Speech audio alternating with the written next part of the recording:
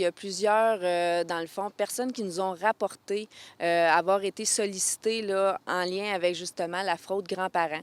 En fait, le stratagème, comment que ça fonctionne, c'est que les fraudeurs appellent surtout des personnes âgées, leur font à croire que c'est leur petit-fils ou leur petite-fille qui sont en danger ou qu'ils se sont fait arrêter, donc ils ont besoin d'un montant d'argent pour être libérés.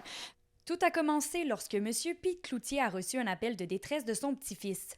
Sans le savoir, il venait de tomber dans la mire d'un fraudeur. J'ai reçu un téléphone de mon petit-fils. Il dit, j'ai volé un auto, j'ai eu un accident, j'ai blessé ma compagne. Et là, les polices vont me ramasser, puis ça me prend un avocat, puis ça me prendrait 5 000 Là, j'ai dit, wow, là, sur le coup, là, ça m'a frappé un peu.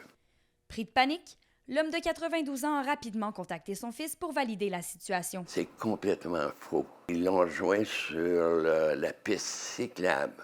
Donc, c'était impossible que ce soit lui, il était sur la piste cyclable.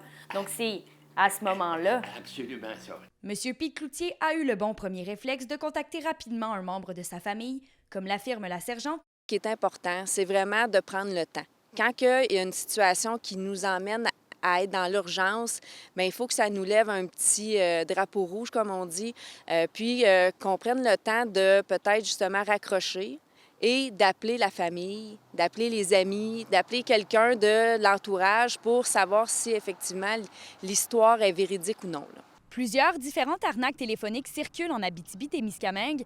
La Sûreté du Québec rappelle que si vous croyez être victime d'une fraude, il est primordial de rapidement contacter votre service de police local. Kémilia Laliberté, RNC Nouvelles, à Val-d'Or.